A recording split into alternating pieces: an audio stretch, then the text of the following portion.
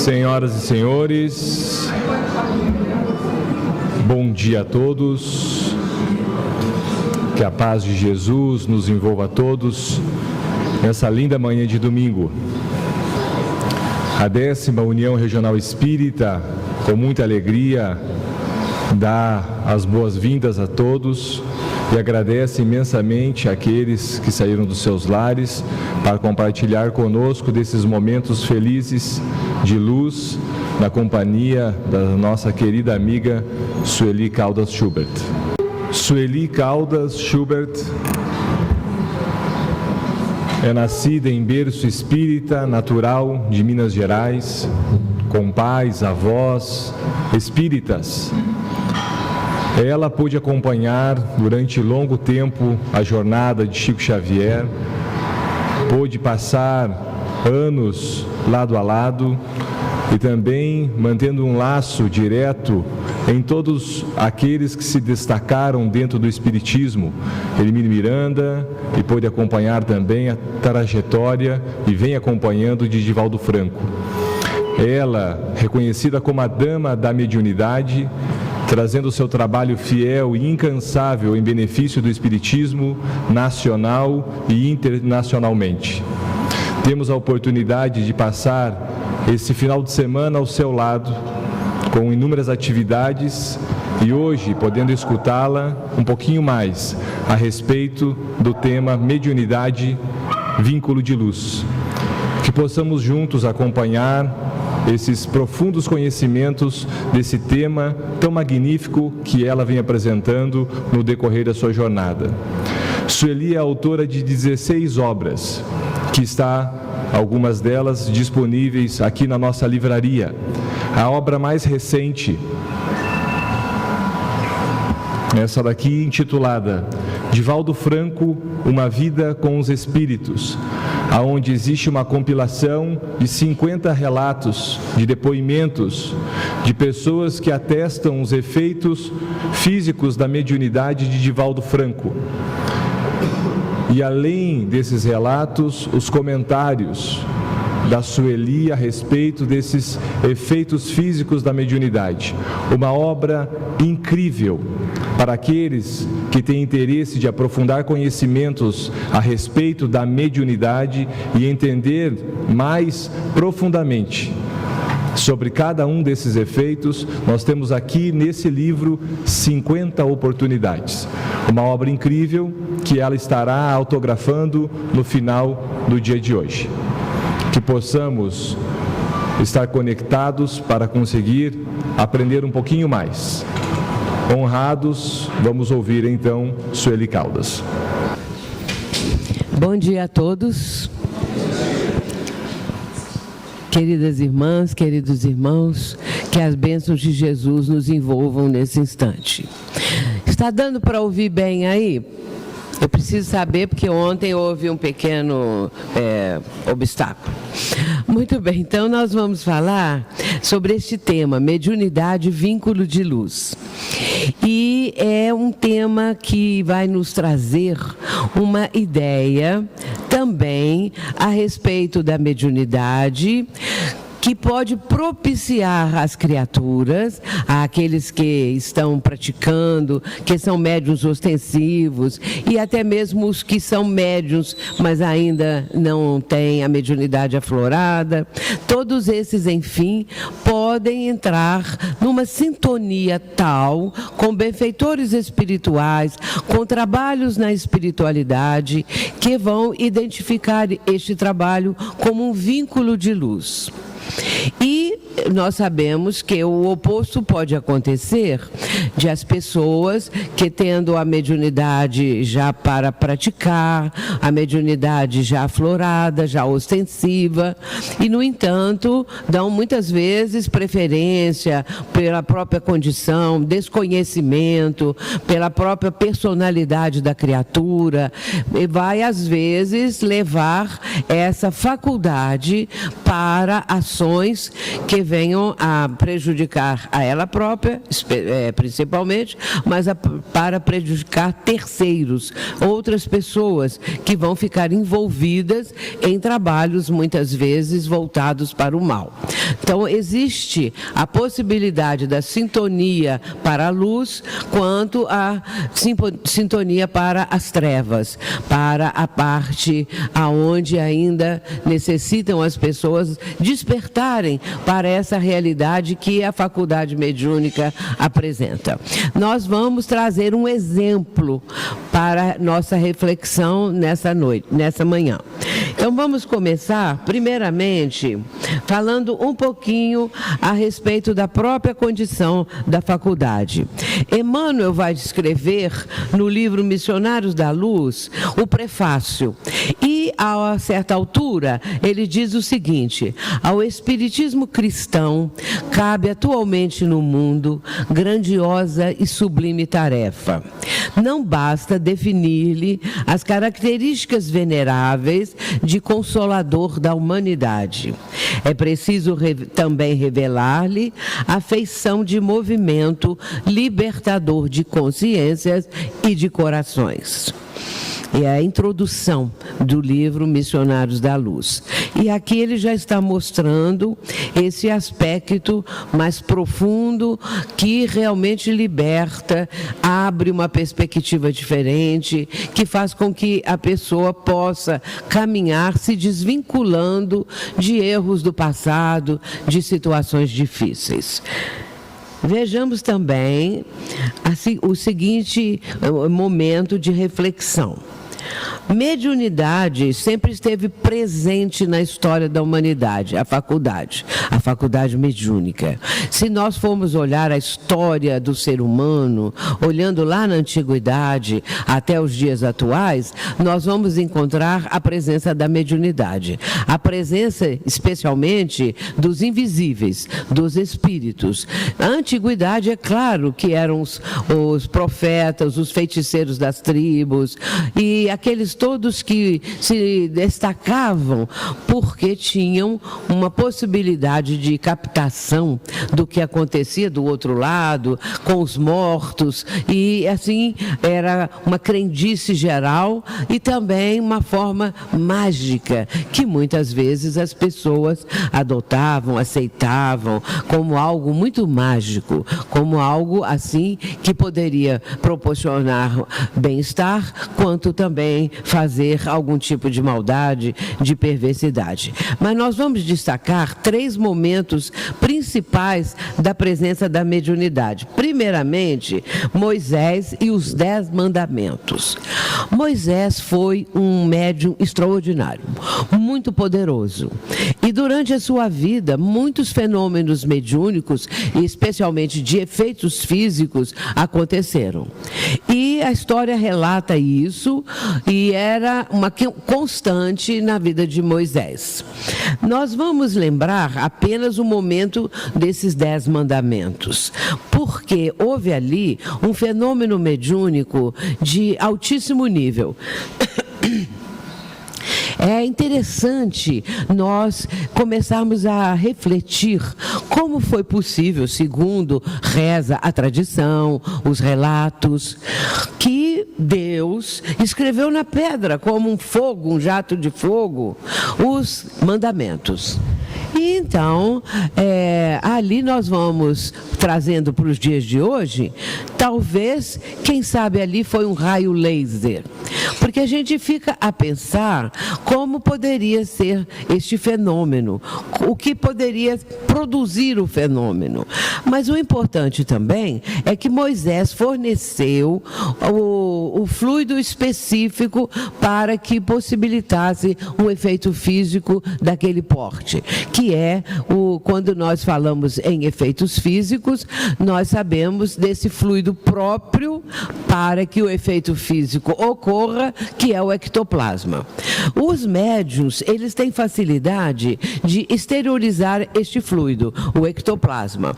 Todas as pessoas podem ser dotadas a maioria ou todas, de ectoplasma, só que eles não são exteriorizados, esses fluidos específicos.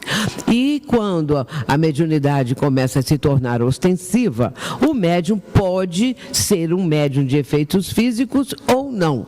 Ele pode produzir apenas efeitos intelectuais, que são esses das mensagens, tanto de psicografia quanto psicofônica, a vidência, a clarividência e uma série de outros fenômenos, mas que são caracterizados como efeitos intelectuais, porque ali está um espírito transmitindo realmente um conselho, uma mensagem, uma orientação, uma receita ou o que seja. Portanto, é um efeito intelectual.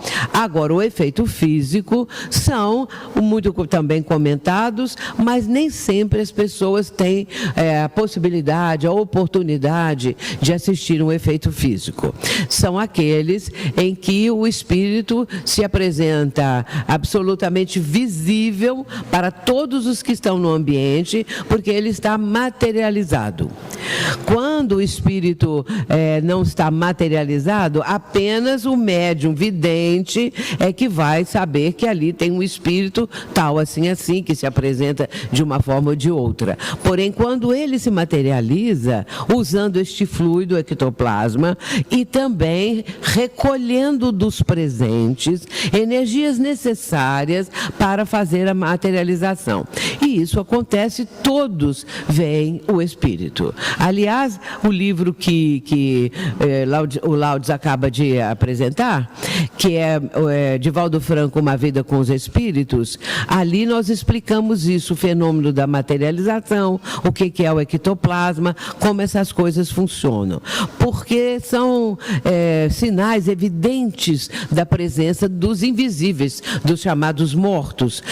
Esses sintomas físicos, essa mediunidade de cunho físico, ela é uma comprovação que não deixa margem à dúvida. Embora muitas pessoas acham que seja uma mágica, qualquer coisa, e nem sempre acreditam, e acham que houve ali uma intenção de burlar, de esconder, de mentir, alguma coisa assim.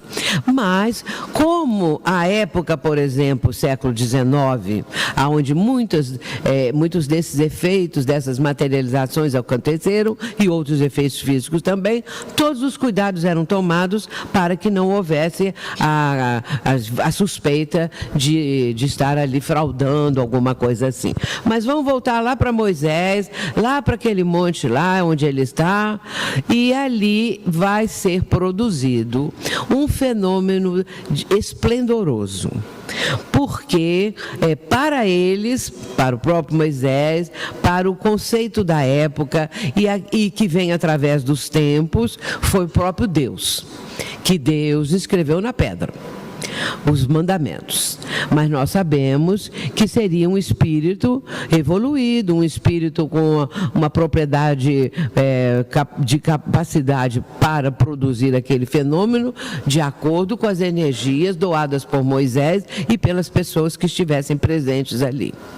E da minha opinião, aí é a minha opinião pessoal, eu fico a pensar que talvez fosse um tipo de raio laser que incidia sobre a pedra e ia escrevendo os mandamentos, os preceitos, as regras, afinal de contas, que vão constituir depois, até os dias de hoje, um norte, um caminho, uma bússola, para que as pessoas sigam este caminho através da vivência desses conceitos.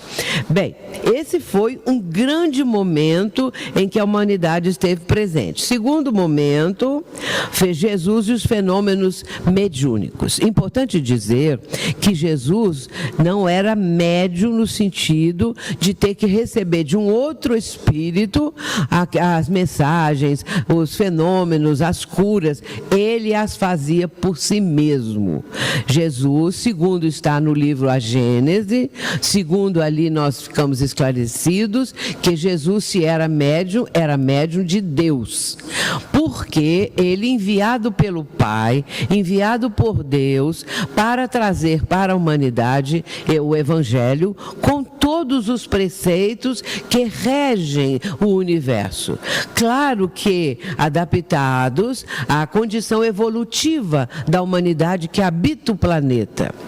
Sabemos que, naqueles primeiros momentos, quando os espíritos trouxeram a codificação, aliás, volta para trás, né? Codificação, o Evangelho, quando Jesus começou a pregar, quando os seus ensinamentos foram mais tarde anotados por aqueles que foram denominados os evangelistas, e então ali esses fenômenos todos que foram produzidos, eles testemunhavam, eles identificavam um poder maior, alguma coisa diferenciada.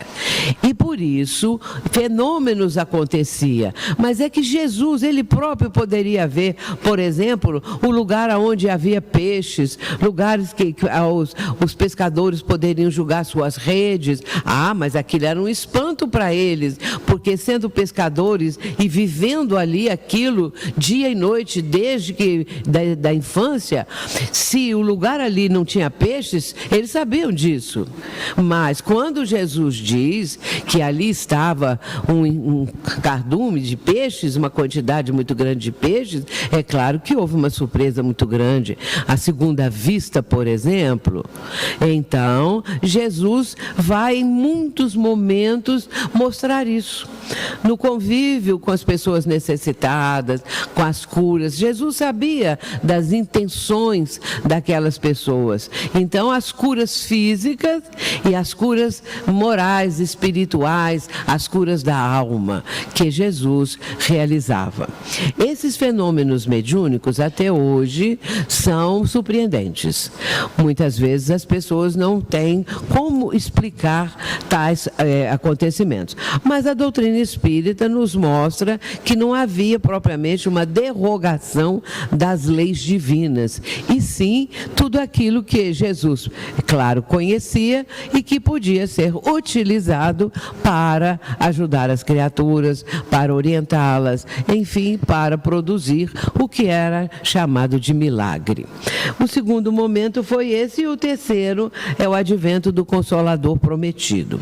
Jesus faz a promessa do Consolador, como está em João capítulo 14, aqui, versículo 15, 14, 15, 26, mais adiante.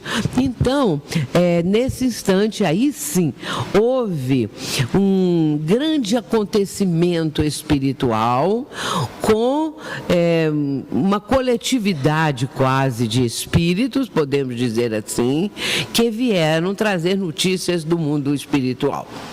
E então, a partir do fenômeno das mesas girantes, vamos colocar isso como aqui na nossa conversa, não é? O marco inicial, e era mesmo, mas antes havia umas outras coisas que nós não vamos mencionar pelo tempo que temos, que é um tempo pequeno. Então, é claro que as mesas girantes e, posteriormente, uma série de fenômenos que foram acontecendo, chamando a atenção do professor Rivaio, Hipólito Leon Denizar Rivaio, que vai fazer a pesquisa, que vai estudar, que vai escrever as obras e assim sucessivamente. É o momento em que o Consolador, que Jesus prometeu quase 2000 anos antes, se tornou uma realidade concreta. Vejamos que é uma programação espiritual de altíssimo nível, para que a humanidade pudesse ter essa orientação, para que a humanidade ficasse ciente dessas questões todas, porque, na verdade, nós necessitamos saber devido ao fato de sermos espíritos imortais. E, por isso, temos que conhecer as coisas da nossa pátria de origem, porque nós viemos de lá, do mundo espiritual. Estamos aqui de passagem e retornaremos à nossa pátria. Vamos retornar ao lar. Essa ideia, ela muda um pouco o conceito da morte. Ela muda, aliás, bastante para a pessoa que está consciente disso e que começa a sentir que a realidade é esta realmente.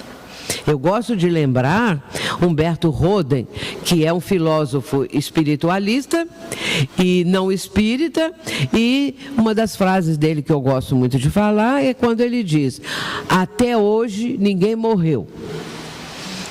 Falando a respeito da morte, ele vai dizer: até hoje ninguém morreu, nem o homem das cavernas. Ninguém morreu. O que morreu foi o corpo físico. O que vai se extinguindo é a veste física. Agora o espírito não morre. Então, portanto, ninguém morreu até hoje. Acho isso muito interessante para a gente ficar pensando. Ninguém morreu. Então, nossos entes queridos não morreram também. Nós também, quando voltamos para lá, quando voltamos para aqui, no ir e vir das reencarnações, estamos com a nossa imortalidade. Nós também não vamos ficar extintos, nós não vamos extinguir o nosso cérebro, a nossa alma, o nosso conhecimento, tudo vai prosseguir. Muito bem, 3 grandes momentos da humanidade.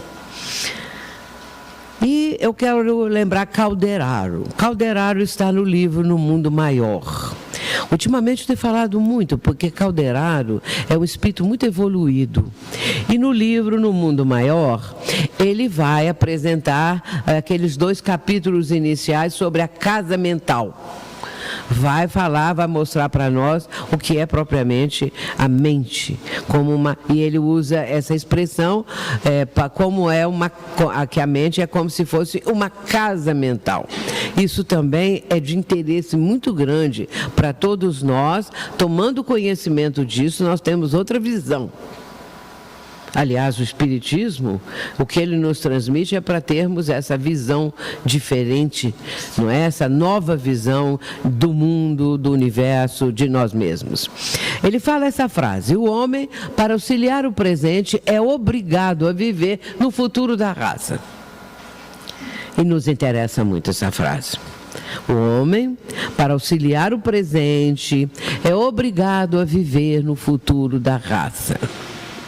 Todos os grandes vultos da humanidade viveram no futuro da raça. Viveram adiante do seu tempo. Os inventores, aqueles que descobriram tantas coisas que veio ajudar a humanidade. E assim nós vamos observando e lembrando de vultos que falaram adiante do tempo. E muitas das coisas que pregavam, que falavam, que ensinavam, só foram ser compreendidas depois da morte deles. 50 anos depois, 100 anos depois, o fulano falava isso, já falava aquilo. E Jesus é o exemplo máximo, que falou para o futuro. Tudo que Jesus falou é para o futuro. Hoje nós somos o futuro de 2000 anos atrás. Mas hoje nós estamos preparando o futuro. Todos nós. O Espiritismo fala para o futuro. Porque tudo isso que nós estamos falando aqui agora, só aos poucos as criaturas vão assimilando. É tanta mudança que tem que acontecer para a criatura se libertar, como diz Emmanuel na nossa introdução, libertando consciências e corações. E isso demanda tempo, e isso demanda amadurecimento. Demanda também a pessoa começar a pensar, porque pensar, meus irmãos, por incrível que pareça, dá trabalho. Pensar grande, pensar coisas importantes. Porque quando a gente só fica no trivial, quando nós só ficamos nas coisas mais banais da vida, nós estamos pensando, mas não saímos dali. Então, quando a pessoa começa a sair desse círculo de pensamentos absolutamente presos às trivialidades humanas, ela começa a ter uma outra forma de pensar. E eu ontem falei da frase da Joana. A Joana de Ângeles, ela fala assim, que o Espiritismo nos propicia novas construções mentais. E quando nós pensamos nessa frase dela, nós estamos fazendo novas construções mentais. Então, é uma coisa extraordinária. Porque até então nós não pensávamos em nada disso. Nós ficamos só nas coisas mais corriqueiras e banais da vida. Porque a vida é a vida material, a gente tem que cuidar. Sim, tem que cuidar. Mas se nós somos espíritos, nós temos que cuidar mais ainda. E despertar para isso, não é? Então, nós somos obrigados a viver no futuro da raça, se quisermos auxiliar o presente. E a doutrina espírita está fazendo isso e nós todos estamos fazendo isso. Nós estamos ajudando o futuro. Tudo que o espiritismo transmite é para esse futuro. Aos poucos, a humanidade vai assimilar isso. Não que a humanidade vai virar espírita, as criaturas humanas. E isso está lá no livro dos Espíritos. A pergunta é a humanidade, todas as criaturas vão virar espírita? Não, de jeito nenhum. Mas os princípios estarão presentes, a reencarnação, por exemplo, que hoje em dia já é bastante, vamos dizer, aceita. E existe um físico quântico muito famoso, Amit Goswami, que está falando abertamente sobre a reencarnação. Eu recomendo as obras desse homem, porque é extraordinário. Ele tem o livro O Universo Autoconsciente. O outro livro dele é A Física da Alma. Olha o título.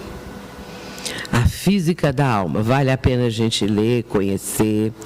Ele, pouco tempo, esteve em São Paulo dando curso. Ele é indiano. E ele esteve em São Paulo e no Rio. Não sei se vocês viram as propagandas, anunciando os cartazes e tal, a vinda dele. E deve ter, acho que em outubro, setembro ou outubro, ele esteve aqui no Brasil. E isso é importantíssimo, porque um homem dessa categoria está dando respaldo da fundamentação para a reencarnação. E aí, meus irmãos, nós vemos o quanto a doutrina espírita está no futuro da raça, porque já falava isso. Agora, as grandes religiões orientais também falam da reencarnação, não é? De uma outra forma, mas falam. Alguns até admitem que o ser humano, quando ele comete muito erro, ele desencarna e depois reencarna como um animal. E aí andou para trás, né? Mas a gente sabe que isso não é possível. Mas para eles, sim. Então a pessoa pode voltar como um animal, não é? Não adianta escolher, mas é aparecer de repente. A pessoa pode escolher pelo menos ser um cachorro, qualquer coisa assim, mas aí vai ver que não pode ser isso, vai ver outra coisa muito pior. Então, nós estamos vivendo o futuro da raça, como diz Calderaro. Agora, a missão dos médiuns, nós já estamos chegando. Os médiuns são os intérpretes incumbidos de transmitir aos homens o ensino dos espíritos. Santa é a missão que desempenham, visto ter por fim rasgar os horizontes da vida eterna. Rasgar os horizontes da vida eterna, coisa bonita, né? Abrir, levantar um véu, mostrar o véu que esconde muita coisa da vida eterna, do mundo espiritual, da nossa própria condição, o que vai acontecer, como que vai ser, quem somos nós, para onde vamos, tudo isso. Por fim, nós temos ali, não é? Tem por fim a tudo aquilo e nós mesmos contribuir. Por fim também para nós, contribuir. Não há necessidade da pessoa ser um médium ostensivo, mas ela pode contribuir. Ela pode também, transmitindo aquilo que a doutrina ensina, chegar a ponto de mostrar para a pessoa a realidade do mundo espiritual. Então, nós vamos trazer aqui agora, meus irmãos, depois dessa daqui, nós vamos trazer um exemplo. Primeiramente, vamos falar que Emmanuel diz assim: a missão mediúnica, se tem os seus percalços e suas lutas dolorosas, é uma das mais belas oportunidades de progresso e de redenção concedidas por Deus aos seus filhos misérrimos. Olha que ele chama a gente de misérrimos. Eu sempre fico olhando esse misério que ele chama a gente, mas é mesmo, né? É o Consolador, questão 382. Quem já leu o Consolador aí, levanta a mão, já ouviu falar. Pois é, pouco. Então, é preciso conhecer, sabe por causa de quê, gente? Até a obra de Chico Xavier está ficando um pouco esquecida, ou muito esquecida. Porque tanto livro que chega, são lançados e tal, romances, larga um pouco dos romances e vai ler a realidade. Porque romance é romance, vai ler a realidade. Aí lê o livro dos Espíritos, o livro dos Médiuns, vai ler o Evangelho, vai ler o Céu e o Inferno e vai ler a gente. E depois você vai ler Emmanuel, vai ler todos aqueles que... Leon Denis, todos os que vieram, André Luiz e tudo mais. É a realidade, porque de romance nós já vivemos nas reencarnações anteriores até cansar. Até errar muito, porque o negócio do romance, a pessoa fica assim meio que iludida das coisas, não é? E, enfim, precisamos chegar a nos botar pingo nos is. Enxergar a verdade, porque essa nossa reencarnação, a atual, é decisiva, viu, meus irmãos? Os benfeitores têm falado isso. É decisiva a nossa atual reencarnação. Não podemos perder tempo, não podemos deixar de lado nosso compromisso, porque, segundo diz Divaldo Franco, não é? Os benfeitores têm dito que o nosso nome está escrito lá no livro dos céus. No livro do Reino dos Céus. Onde fica esse livro, eu não sei. E também como é que escreve no livro, também não sei.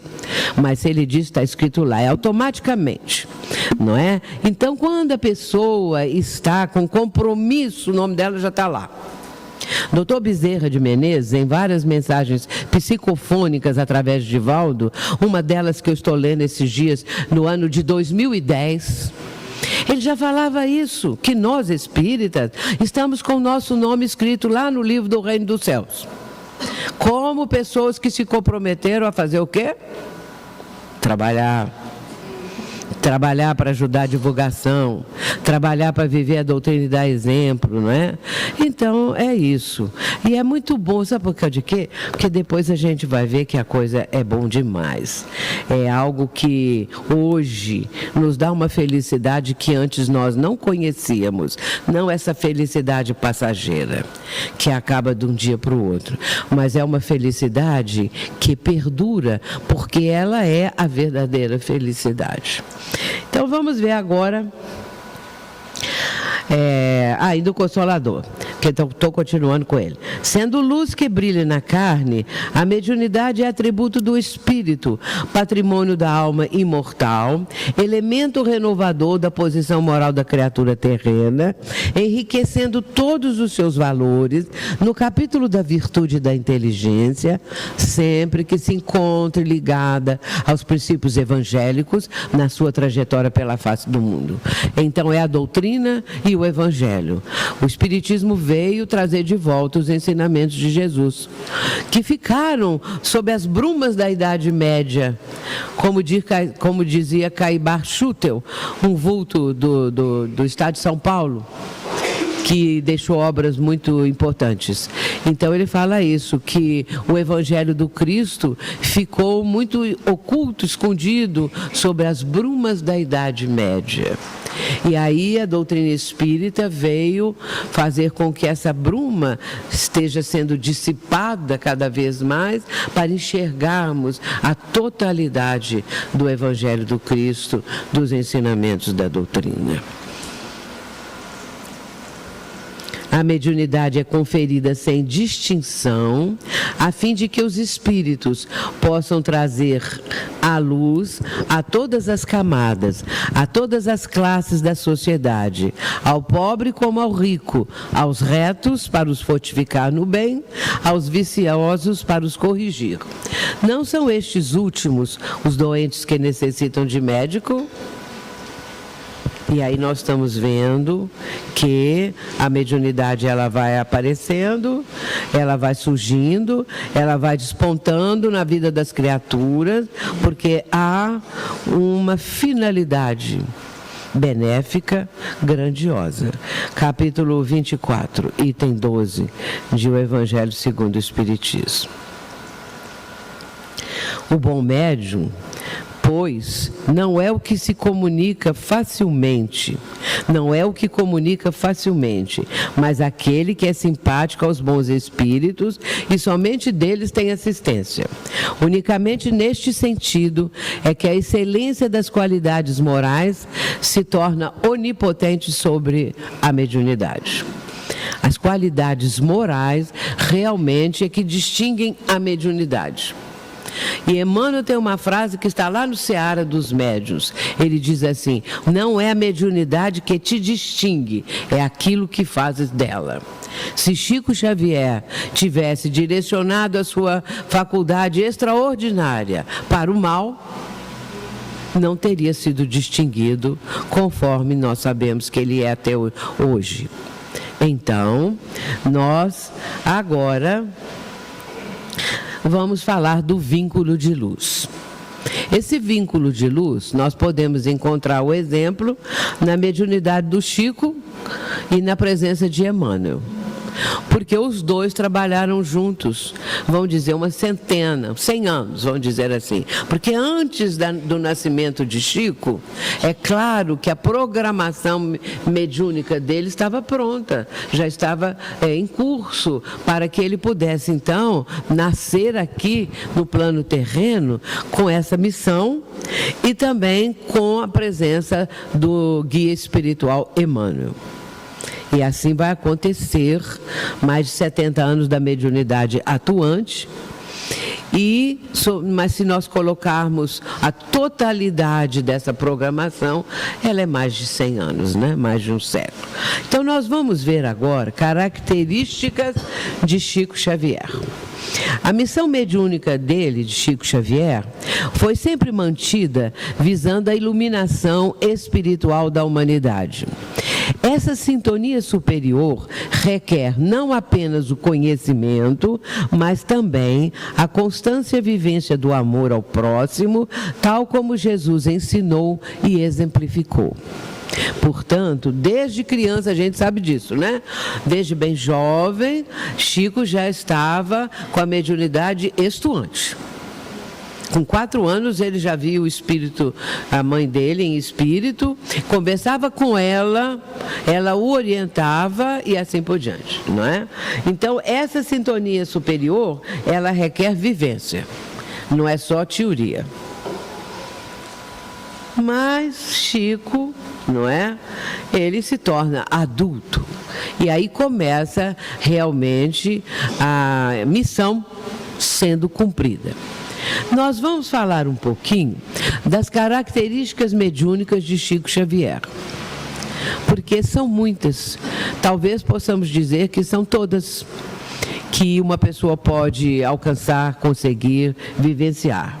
Primeiramente, vidência e dupla vista. Isso começou ele vendo a mãe dele, não é? Com 4 anos de idade, ele já via espíritos com muita facilidade. Claro que no momento inicial, a mãezinha dele conversava com ela porque ele sentia muita falta, muita dor da partida dela. E aí ela conversava com ele. E também o confortava a presença dela. E, portanto, ele estava já com a vidência e a dupla vista bastante presente. A audição, claro que ele ouvia, não é? O que a mãe falava. E depois, como todos os espíritos, porque aí isso vai num crescendo e vai cada vez aprofundando mais. A psicofonia, que é a faculdade de transmitir a mensagem dos espíritos verbalmente. O médium capta o pensamento do espírito e transmite para as pessoas que estão ali perto. Não é o próprio espírito falando diretamente. Ele fala, ele manda o pensamento e o médium é que transmite, com suas próprias palavras, na maioria dos casos, porque é muito difícil um médium mecânico, mas nós vamos ver que Chico era um médium mecânico também. Vamos ver aqui. A psicofonia, a psicografia mecânica. O que é ser mecânico?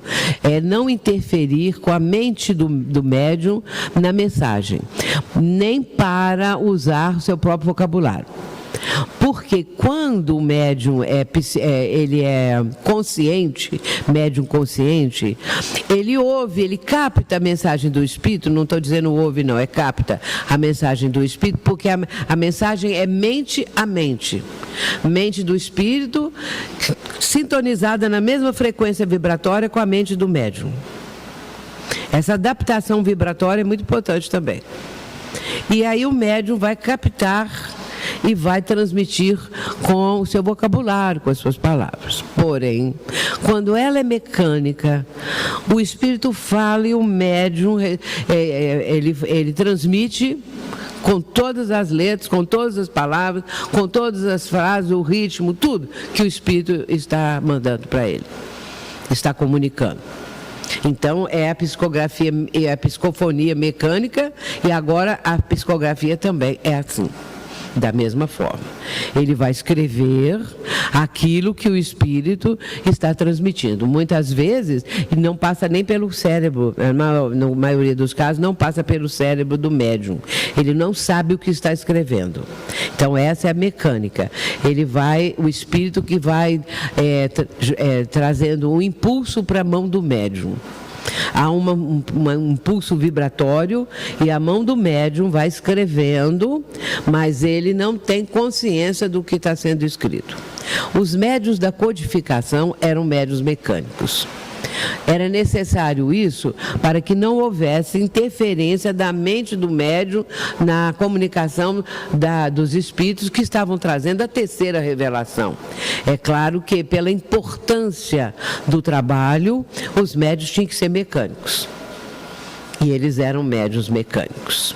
Então, esse tipo de psicografia mecânica é raro, viu? Não é qualquer médium que tem isso, não. A maioria dos médiuns são médiuns conscientes, o que não é ruim, não, tá? Porque no livro Nos Domínios da Mediunidade, André Luiz vai nos ensinar isso. Porque às vezes a gente pensa assim, é melhor o médium inconsciente, que não sabe o que está acontecendo. E aí os espíritos mesmo explicam que melhor o médium consciente, porque ele vai participar também da comunicação e é mais fácil que isso aconteça do que o médium inconsciente ou sonambúlico, como também é denominado. Bem, continuando. Receituário. Ele era médium receitista. Era o Dr. Bezerra que transmitia o receituário.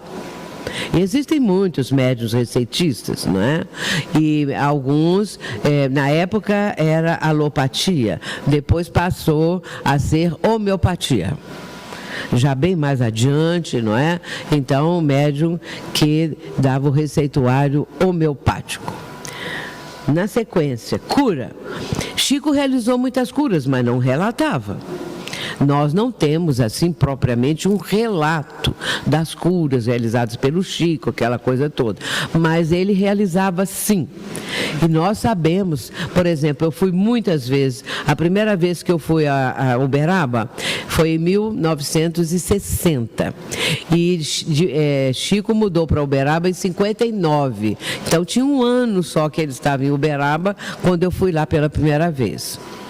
E a partir daí eu fui muitas vezes.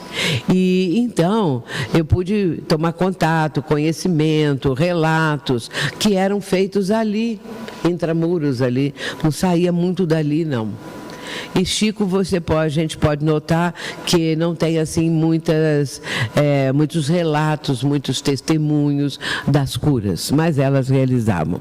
O próprio Divaldo Franco conta uma cura que ele recebeu do espírito Sheila, materializado, porque Chico é médium de materialização também. Então, Divaldo, muito novinho, foi visitar Chico Xavier. E lá ele estava com um problema muito sério na garganta, até com ameaça de perder a voz totalmente. E então, ele falando com o Chico, fizeram uma prece, tinha algumas outras pessoas, e Chico entra em transe e o espírito Sheila se materializa. E Sheila trazia na mão um aparelho que irradiava uma luz. E esse aparelho, essa luz, ela colocou incidindo sobre a garganta de Divaldo. E a partir daí, depois de uns minutos, todo aquele tratamento e tal, ele ficou bom pro resto da vida. Curou totalmente. Porque imagina se ele perdesse a voz, nós não ia ouvir essas palestras todas, nem ia ter nada disso, né? Então, era um momento, e foi assim um momento também da constatação da mediunidade de cura de Chico que propiciou isso. Materialização com cura. Olha bem quanta coisa, né? Então, é algo fascinante. Outra coisa que também Chico apresentava é ser médium psicômetra, psicometria. A psicometria é faculdade rara, muito rara, mas existe e é aquela faculdade da pessoa que, ao contato de um objeto, ela sabe a história toda do objeto, da onde veio, quem trouxe, se veio de uma pedreira, se for uma pedra, né? Se veio de um mar, se for qualquer coisa assim. Então, mas isso vem fechado numa caixa, e a pessoa não tem nenhuma noção do que está ali. Colocando a mão um pouquinho mais alto, não precisa nem colocar na caixa, um pouquinho mais alto do que a caixa, a pessoa vai dizer, aqui tem uma pedra, um fragmento, que veio de uma mina, ou que veio de uma caverna, ou que veio assim, e aí vai falar toda a história. Agora, quem leva a pedra, essa pessoa está sabendo de onde ela veio, a origem e tudo mais, e depois confirma o que foi dito pelo psicômetra. Agora, aí a gente pode dizer, o médium psicômetra é quando o espírito ajuda. Por exemplo, está lá a pedra, o fragmento dentro da caixa. O espírito diz para o médium, é uma pedra que veio tal assim, dá um empurrãozinho na pedra, sem encostar na pedra e sem abrir a caixa, dá um empurrãozinho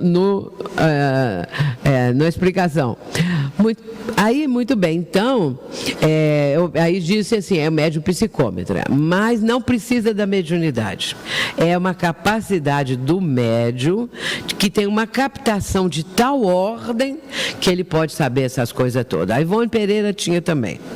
E uma vez ela chegou num lugar que ela nunca tinha ido e entrou na casa. Quando ela entrou, na mesma hora ela sentiu um mal-estar, sentiu uma opção de coisa, e aí ela ficou sabendo que ali tinham morrido muitos escravos, era uma fazenda, mas que, segundo diziam, já não era há muitos anos, não tinha mais nada da escravidão e tal coisa, mas ficou tudo no ar, não é?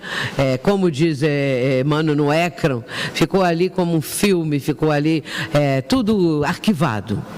Então, ela sabia onde era o tronco, sem sair da sala. O tronco, sem nunca ter ido lá, onde os escravos eram chicoteados, aonde ficavam até a morte, essa coisa toda e tal. Então, esse é também a Ivone Pereira.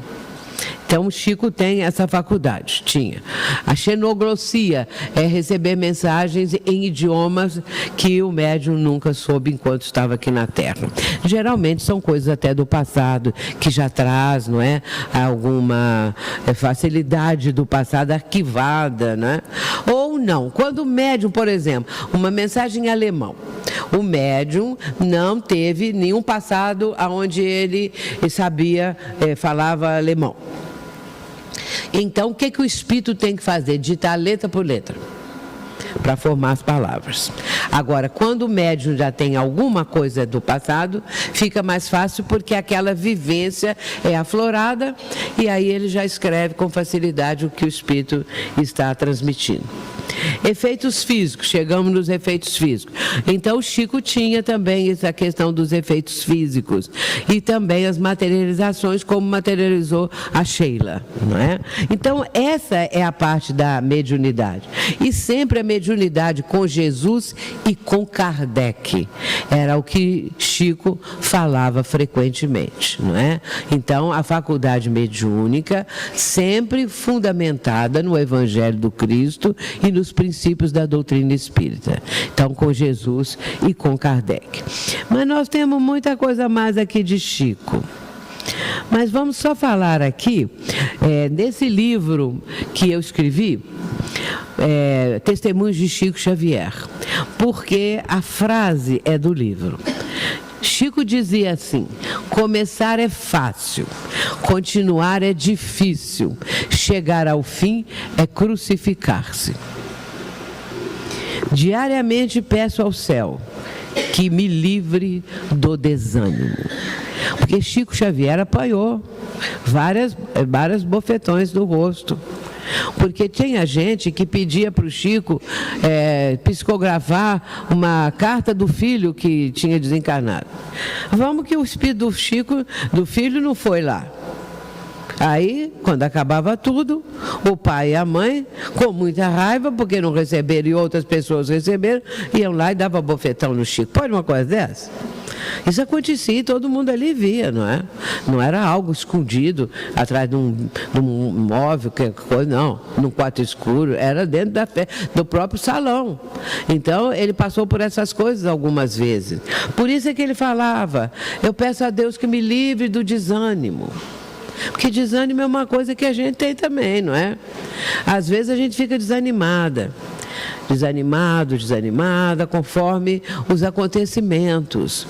E às vezes a gente fica até assim, não vou fazer mais nada. Vou largar tudo, porque nada dá certo, porque é muita confusão, muito isso, muito aquilo, não é? Mas aí chega o dia seguinte, você está lá animadinho de novo. Porque é sua tarefa, você tem que ir para frente. Não podemos desanimar, né? Haja o que houver. Se nós estamos servindo a Deus, a Jesus, a doutrina, por que nós vamos desanimar com o fulano ou fulana que falou lá uma bobagem lá qualquer, alguma coisa que nós achamos totalmente impossível, ofensiva, ou sei lá que for? Não é? Então, nós não, ou fez isso ou fez aquilo, ou na família, ou não sei, em qualquer lugar. O desânimo, a gente tem que lutar, não é? Nós temos que ter sempre uma fé muito sólida, uma fé que nos estimule a prosseguir, porque é preciso prosseguir. Então vamos para frente. Não é? Então a gente vê o exemplo de Chico, vê o exemplo de Ivone Pereira, de Divaldo, de tantos outros, não é? Que mantiveram, com todas as perseguições, as dificuldades, mantiveram o ritmo. Semanalmente, por 70 anos, Chico trabalha como ponte de luz entre as dores do mundo e as bênçãos do céu, consolando os aflitos e dando notícias de que Jesus prossegue ao nosso lado, amando a todos, ensinando-nos o caminho da verdade e da vida. Então é no meu livro Testemunho de Chico Xavier. Agora, ainda tem mais coisa do Chico. Qual foi o legado de Chico Xavier? O que ele deixou? Não é? Um legado maravilhoso também. Vamos ver. Primeiramente, o exemplo da mediunidade com Jesus. Não uma mediunidade especulativa, não uma mediunidade que fica adivinhando o futuro, nem sempre adivinhando, mas qualquer coisa que a pessoa diz que é para falar do futuro, né? É muito comum na passagem do ano. Vamos ver, vai morrer um político, vai morrer não sei quem, vai acontecer um desastre. Isso qualquer um de nós pode também prever, né? Então, é por isso que a gente tem que ver a autenticidade das coisas. E muito aí na internet, nas redes sociais, como rolam coisas que põe lá embaixo assim, Chico Xavier. O Chico nunca falou aquilo. Porque não era próprio do Chico entrar em determinados assuntos e fazer, por exemplo, vaticínios, fazer qualquer tipo de coisa que, do futuro vai acontecer isso, vai acontecer aquilo. Então, não era próprio do Chico. E aí a gente tem que ter cuidado, não é? Certa vez colocaram um texto que eu fiquei lendo aquilo tudo, falei, gente, eu conheço esse texto, é um texto muito conhecido, e fiquei assim, um texto grande, eu fiquei pensando, aí de repente me veio, era de... Pronto, esqueci.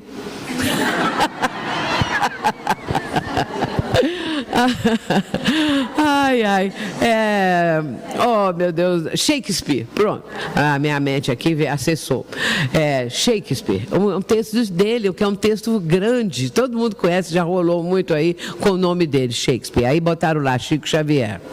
Só se ele recebeu o Shakespeare depois disso, a gente não sabe, né? Então de vez em quando vem aquele negócio assim, eu esqueço. Mas a sorte é que, de repente, a ajuda da mente, né? Acessa lá qualquer coisa e aí vem aquele arquivozinho que está lá. Então, a mediunidade com Jesus, orientada pela doutrina espírita. Fidelidade a Jesus e a Kardec. Hoje em dia, por incrível que pareça, tem gente que fala que é espírita, mas não quer saber de Kardec, Jesus também chegou um pouquinho para lá e tal. Então, a gente tem que ver, não esses vultos e o porquê que a pessoa vai se desvincular disso. Para ficar com quem, afinal de contas? Quem que a pessoa vai seguir? Quem? Não é? Então a gente tem que ver as bases, a fundamentação, porque isso é do programa divino. Isso tudo que está acontecendo, essas coisas todas, é uma programação. Agora, nós com o nosso livre-arbítrio podemos modificar, atrapalhar, adiar. Muita coisa pode ser adiada, outras têm que ser revistas, outras têm que ser agora rejeitadas definitivamente, e assim por diante. Mas o contexto geral é uma programação divina. E especialmente quando tratamos de Jesus, não é? Quando tratamos de Allan Kardec. Exemplificação. Isso é incontestável. Exemplificou sempre, não é? Exemplificou perdão, bondade, humildade, essas coisas todas. E aí a gente vê que Chico serve para nós também, não é? Para mirarmos no exemplo dele, não desanimarmos, essa coisa toda. Então, e as coisas que ele falava, os casos, né? Muitos casos. É pena que não vamos até meio-dia, porque senão podia contar vários casos. Lições de amor e humildade, muita lição de amor, muita lição de humildade. Vivência da caridade legítima. Comprovação da mediunidade, tudo isso inserido no contexto do trabalho dele. Realizava isso tudo, não é? Perseverança e disciplina. Perseverar, isso é muito importante. Porque às vezes a pessoa persevera 2, 3 anos, depois larga para lá, daí a 10 anos volta, daí já volta com complicações, aí fica mais alguns anos, depois desanima também. Então fica nisso, né? E às vezes vai adiando. Então tem que ter também disciplina. Reza também a tradição. Conta um caso que Chico um dia, bem novinho ainda, ele já estava psicografando lá em Pedro Leopoldo. Ele ganhou um piano. Aí ele ficou muito feliz. Começou a pensar assim que ele ia tomar aulas para tocar piano. Quem sabe ele ia receber os grandes mestres da música e tal. Então ficou entusiasmadíssimo, abriu o piano, olhando ali, dedilhando um pouquinho. Aí aparece Emmanuel. Emmanuel, muito severo, viu? Eu falo assim, eu não queria um guia daquele, não. Muito bravo demais. Então chegava Emmanuel, que fazes? Senhor, o que o senhor está fazendo? O senhor não está vendo? Ganhei um piano, e aí, olha que beleza e tal, quero aprender a tocar piano. E aí o Emmanuel fala assim, você tem que escolher ou o piano ou os livros. Porque ele sabia que ele tinha que escrever vários livros, né? Você vai escolher, o senhor escolhe, tudo é o senhor escolhe ou o piano ou os livros. Aí, qual que ele escolheu? Nós sabemos, né? Teve que dar o piano para alguém, deixou de tocar piano, mas foi tocar os livros, foi escrever. Então, a escolha, é a disciplina, porque Emmanuel é disciplinado e exigia do Chico. E sabe que Joana de Ângeles é disciplinadíssima também. E Divaldo não pode sair 1 milímetro da linha, das coisas. Porque está sempre ela lá. E ela também chama ele de senhor, né? Naqueles momentos assim de mais severidade, né? E então, disciplina. Chico falou aliás, Emmanuel falou para Chico, disciplina 3 vezes. Por quê? Porque tem que ter uma disciplina férrea, realmente, não é? Então, buscar essa disciplina de atos, de trabalho, de atitude, de vivência, de estudo, tudo mais. E a gente é um pouco indisciplinado, não é verdade? A gente quer ser bem disciplinado. E, de repente, você sai daquilo que você próprio programou, não é? Então, essa disciplina desse jeito, ela é muito difícil. Mas quando a pessoa consegue, ela produz e o resultado é cada vez maior, melhor, produz mais, não é? Então, a coisa funciona muito bem. E nesse caso, a disciplina 3 vezes é para marcar bastante. Capacidade de pacificar. E não colocar lenha na fogueira, né? Como que muita gente faz. E aí uma pessoa conta um caso para outra e a outra fala assim, mas ainda é pior. Porque eu sei isso, porque sei aquilo, e acrescenta, às vezes é um boato, não é? Às vezes é um fake news agora que tem. Às vezes não é verdade. O meu inglês é péssimo, não repare. Então, aí pode ser alguma coisa desse tipo, né? E aí é uma mentira, um boato mentiroso. E nós, às vezes, achamos que é válido. E nas redes sociais passamos aquilo para frente. Depois vai falar, é boato, é fake, né? Fake, fala. Pois é, então aí vai dizer isso. Capacidade de pacificar, capacidade de autodoação, se autodoar.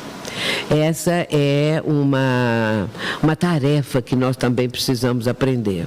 Porque muitas vezes, quando somos voluntários numa casa espírita, nós precisamos chegar nesse ponto de autodoação. Porque às vezes, e dentro da disciplina, porque às vezes você fala assim, hoje eu não posso ir, porque tem aniversário, porque tem isso, porque tem aquilo.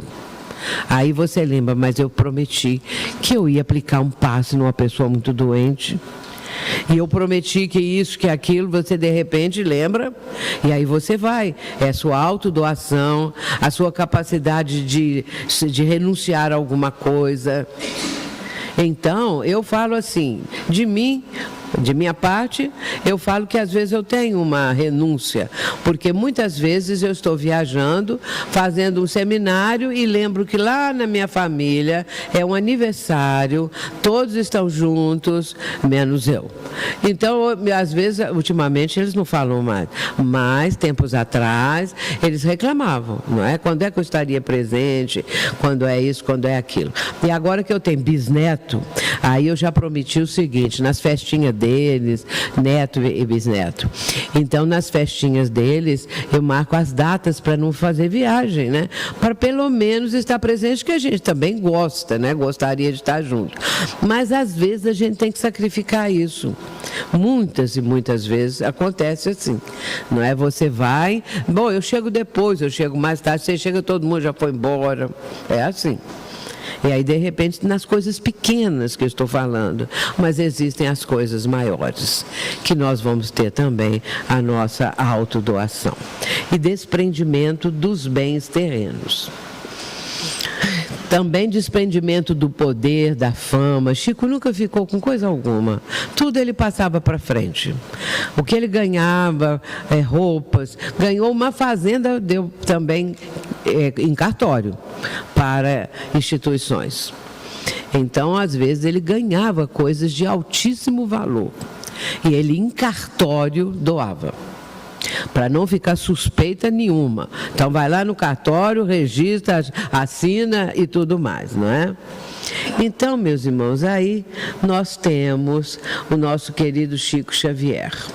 E aí Allan Kardec, já estamos caminhando para o final, Allan Kardec, como intérprete dos ensinos dos espíritos, tem os médiuns de desempenhar importante papel na transformação moral que se opera. Os serviços que podem prestar guardam proporção com a boa diretriz que imprimam as suas faculdades, pois os que enveredam pelo mau caminho são mais nocivos do que úteis à causa do espiritismo. Mediunidade, vínculo de luz. Todos nós podemos conseguir realizar um vínculo de luz. Estabelecer com o mundo espiritual uma aproximação. não no nível como nós apresentamos.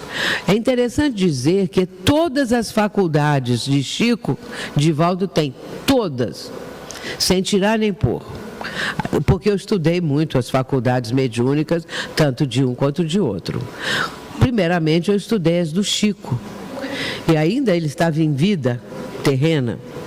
E depois, mais adiante, eu fui estudar as de Divaldo. E, para meu espanto, é a mesma posição aqui que nós apresentamos, é a mesma lista, a mesma coisa, da mesma forma. Então, esse livro que ele mencionou, que o Laudes mencionou, ele traz as faculdades mediúnicas. No caso, eu estou trazendo muito mais a de efeitos físicos, que é pouco conhecida. Ninguém sabia que Divaldo produz efeitos físicos. Claro que não é atualmente, era mais no princípio, nos anos 50, 60, mas a Joana proibiu, como Emmanuel proibiu também a Chico Xavier de produzir efeitos físicos, reuniões de efeitos físicos, não é? Mas da nossa parte, esse vínculo de luz, nós podemos estabelecer, mesmo que não tenhamos faculdade mediúnica ostensiva, mas nós podemos entrar na sintonia mental, na sintonia vibratória, com amigos espirituais, com nossos mentores, também chamado os nossos anjos guardiães, não é? Os nossos anjos da guarda, que são espíritos protetores. Nós temos muitos espíritos bons que nos ajudam, todos nós. Agora, é que a gente às vezes não nota, não capta, não lembra, mas se nós começarmos a tentar captar um trabalho que a pessoa esteja realizando, sempre com ligação com o mundo espiritual, nós vamos estabelecer um vínculo de luz. Que isso é muito bom e importante na nossa vida. Nós podemos ter esse tipo de vivência, porque a doutrina espírita nos proporciona esse ensinamento. E a Joana de Ângeles, ela fala assim: jamais esquecer-se de que a mediunidade deve ser considerada como um instrumento santo e que santamente deve ser utilizada.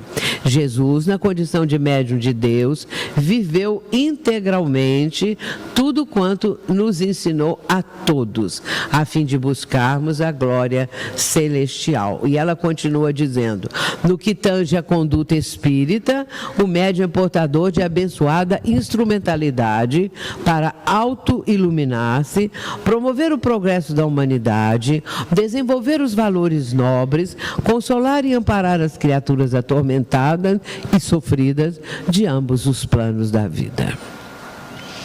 A vida nos encaminha muitas vezes, meus irmãos, para experiências inusitadas que nós nem sequer havíamos pensado. E de repente você está numa experiência, numa vivência, numa situação que veio ao seu encontro. E aí você vai ter que desdobrar, vai ter que resolver aquela situação, compartilhar, fazer alguma coisa para melhorar as condições que a própria situação apresenta. Então, isso é a doutrina que nos ensina, que nos impele a prosseguirmos, a não deixarmos o trabalho. Vamos trabalhar sempre, por menor que a pessoa pense que é o trabalho que realiza, mas é um trabalho, é alguma coisa em favor do próximo, em favor de si mesmo, para melhorar, para se auto-iluminar, como ela diz ali, não é?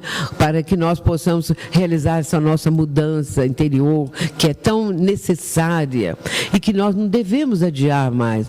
O mundo está aí nesse caos, quase um caos completo, o mundo todo, não é? Como um todo.